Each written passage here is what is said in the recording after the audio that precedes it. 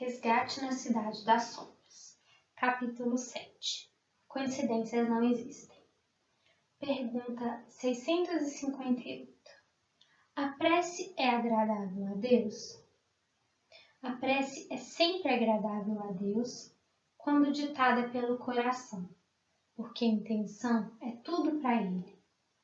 A prece do coração é preferível à que podes ler, por mais bela que seja, se a leres mais com os lábios do que com o pensamento.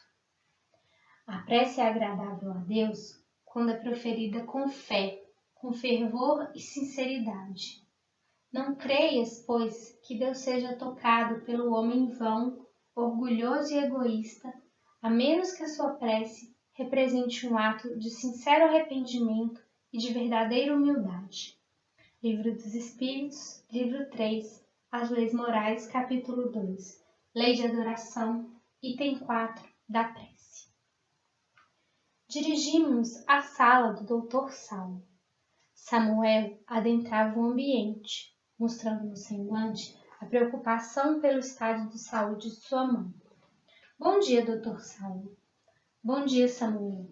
Sente-se e fique à vontade. Recebi seu recado e procurei vir o mais rápido possível. Precisamos conversar sobre o estado de saúde de sua mãe. Vou explicar o que vem acontecendo, pois chegamos a um ponto em que precisamos decidir qual será a conduta que adotaremos a partir deste momento. Peço que também me oriente sobre isso. Com certeza farei, mas vocês precisam entender que essa é uma decisão que a família tem de tomar. Sua mãe desenvolveu neoplasia de fígado, como você sabe. Apesar dos esforços empreendidos para conter a doença, já constatamos a metástase em outros órgãos. Podemos comprovar a invasão dos rins, da vesícula biliar e agora detectamos novos tumores no pâncreas e na entrada do duodeno. Meu Deus, o Senhor nos disse há um tempo que quando atingisse o pâncreas não haveria mais nada a fazer. Infelizmente, esse é o quadro clínico de Dona Heloísa. A entrada do duodeno está obstruída por um grande tumor. Não há mais passagem entre o estômago e o duodeno. Seria uma alternativa fazer uma derivação externa, com o objetivo de dar passagem à alimentação. Prolongaria o tempo de vida de Dona Heloísa em algumas semanas no máximo. Que tipo de qualidade de vida ela teria? Estamos falando aqui em prolongar o tempo de Dona Heloísa entre nós. A doença seguiria seu curso normal. Ela começará a sofrer fortes dores abdominais e também musculares. Hoje mesmo estamos entrando com um novo medicamento à base de morfina, mas haverá um momento em que nada surtirá efeito. Então, prolongar a vida de minha mãe seria mais por nós, os seus familiares, para que pudéssemos desfrutar de sua presença? Exatamente, Samuel. Sinto-me na obrigação, como médico, de lhes oferecer as alternativas que temos ao nosso alcance. E se não fizermos essa derivação? A doença também seguiria seu curso normal. Ela vai se agravar, as dores virão e haverá falência dos órgãos. Essas são as consequências normais desse quadro clínico. Quanto tempo mais ela estará entre nós? Para precisar exatamente é impossível. Entretanto, pelo que tenho observado em todos esses anos como médico oncologista, no máximo mais uma semana. Ela poderá ir para casa ou ficar internada. Aconselho-os a mantê-la internada. As dores vão piorar muito e aqui temos recursos que em casa não estarão ao alcance de Dona Heloísa. O que o Senhor nos aconselha? Mantê-la internada. Ao percebermos que os medicamentos à base de morfina não estão mais fazendo efeito, poderemos sedá-la para que não sofra tanto. Essa sedação abreviará de alguma maneira seu tempo aqui entre nós? De maneira nenhuma. Se assim fosse, seria eutanásia. Não sei qual sua crença religiosa, mas eu sou espírita e acredito que cada segundo de vida é uma oportunidade para o nosso espírito. Aprofundei meus estudos sobre a sedação em doenças terminais para ter a certeza de estar fazendo a coisa certa e não estar invadindo o livre-arbítrio de meus pacientes. Quanto ao aspecto espiritual, sedaremos o corpo, mas o espírito continuará lúcido e aproveitando cada momento ainda encarnado. Devemos ter a compreensão de que cada um verá esses instantes derradeiros de acordo com sua capacidade de entendimento. Graças a Deus, também gosto muito da doutrina espírita. Apesar de não frequentar assiduamente nenhuma casa espírita, procuro ler e estudar essa maravilhosa doutrina. Nasci em família espírita. Durante o tempo em que passei estudando medicina, fui obrigado, pelas circunstâncias, a ficar afastado, pois o tempo era curto. Apesar de ter o apoio de minha família, precisava trabalhar para comprar meus livros e me sustentar. Somente após o desencarne de um cunhado, muito amado, pude me dedicar exclusivamente ao estudo. Minha irmã Leonora direcionou parte de um seguro para minha educação e meu sustento. Hoje, trabalhamos juntos. Ela terminou a faculdade de psicologia no ano passado, então reservei uma sala em minha clínica para que fizesse os atendimentos. Desculpe, mas você disse Leonora? É, Leonora é o nome de minha irmã. Poderia me dizer o sobrenome dela? Mendes de Oliveira. Mendes é o sobrenome de família de meu pai e Oliveira é o sobrenome do marido desencarnado de minha irmã. Meu Deus, quanta coincidência! Não sei do que você está falando, mas segundo nossa amorosa doutrina, coincidências não existem. Há alguns anos, logo após a passagem de seu cunhado, Leonora foi trabalhar em minha casa como governanta. Auxiliava nos cuidados com meus filhos. Até hoje eles se lembram dela com saudades e carinho. Infelizmente, minha esposa teve um surto psicótico. Por pouco não causou uma grande tragédia. Samuel?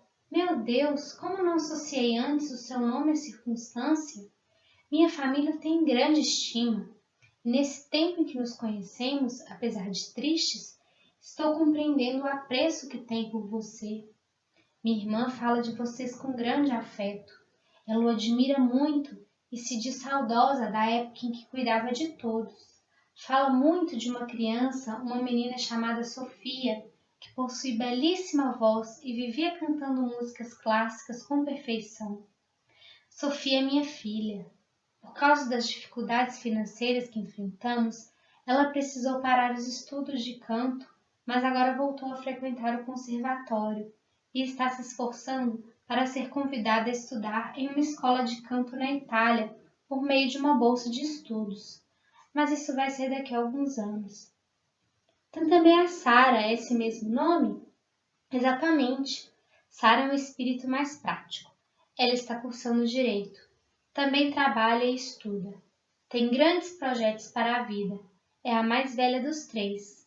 Mulher admirável, pois apesar de ser bastante enérgica, também é muito delicada e doce no trato com seus semelhantes. E o pequeno? Seu nome também é Samuel, não é? Nós o chamamos de Júnior. É um grande companheiro, apesar da pouca idade. Devido às circunstâncias em que vivemos nos últimos tempos, não teve facilidades, até mesmo pela ausência de Virgínia em sua educação. As irmãs e eu precisamos trabalhar fora, e minha mãe logo adoeceu, mas, voluntariamente, ele assumiu o controle da casa e os cuidados com a mãe e a avó. Apesar de sua pouca idade, mostra-se responsável e equilibrado. Na realidade, não saberia o que fazer se ele não estivesse cuidando de todos nós. Graças à sua dedicação, eu e as meninas podemos trabalhar com relativo sossego. Precisamos voltar a conversar. Preciso dar notícias de vocês para Leonora. Ela ficará muito feliz. Pedirei a ela que visite Dona Heloísa. Ela a estima muito. Minha mãe ficará muito feliz. Ficamos consternados quando Leonora teve de se afastar de nós, mas naquele momento era o melhor a ser feito. Tudo tem seu tempo, meu amigo. Acalme o coração e a mente, porque tudo tem seu tempo certo. Quanto a Dona Heloísa, peço que converse com seus familiares e decidam o que querem fazer a partir desse momento. Então voltaremos a conversar. E Pablo, como está? Muito bem. Ele tem 2 lindas crianças, ou melhor, 2 adolescentes lindos, Mateus e Thalita. São nossos xodós. Na ocasião em que Virgínia agrediu Leonora, conversamos durante várias horas e ele me esclareceu vários conceitos espíritas, entre eles o de depressão pós-parto. Ele passou por momentos difíceis enfrentando a depressão pós-parto de minha cunhada, mas hoje estão muito bem. Graças ao esforço de ambos, conceberam Thalita, a 2ª filha. Samuel, preciso atender outro paciente. Estou à disposição de vocês. Aqui está meu cartão. Qualquer dúvida, pode me chamar. Os 2 se despediram com um forte abraço. Samuel, muito preocupado com os últimos acontecimentos, fragilizado em seus sentimentos, lembrou-se de que no hospital havia um espaço ecumênico destinado àqueles que necessitassem de um momento com Deus, a fim de desabafar suas dores, se aconselhar com o Pai e pedir humildemente fortalecimento para enfrentar os problemas vividos. Dirigiu-se para lá e, emocionado, sentou-se em um banco, fechou os olhos e deixou que sua mente se ligasse ao mais alto. Pai, sei que ultimamente só venho à vossa presença para vos pedir auxílio, mas preciso de serenidade neste momento de minha vida, quando vejo o sofrimento de minha mãe em seus últimos momentos entre nós. Sou um espírito tão imperfeito e egoísta e preciso muito de auxílio. Fortaleça-nos para que possamos fazer a escolha certa. Me intua, por intermédio de seus anjos trabalhadores, a tomar a decisão correta, sem interferir nos compromissos assumidos por minha mãe. Que possamos aliviar dores e não abreviar tempo de resgate e entendimento. Sinto-me confuso e realmente não sei que decisão tomar. Minha mente em conflito não consegue avaliar nesse momento todos os pontos necessários a uma decisão consciente. Acompanhe-nos nessa trajetória para que possamos tomar o rumo correto em nossas vidas. Abençoe-nos e nos fortaleça para que possamos sair dessa experiência espíritos melhores e mais conscientes das leis de Deus. Formoso raio de luz se formou ao redor de Samuel e a amável irmã do plano espiritual se aproximou e o abraçou amorosamente. De sua mente, imagens de paz se formavam e penetravam no campo vibratório de Samuel, que, emocionado, permitiu que sereno pranto molhasse seu rosto. Apaziguado em seus sentimentos, nosso amigo se levantou e se dirigiu à saída do hospital.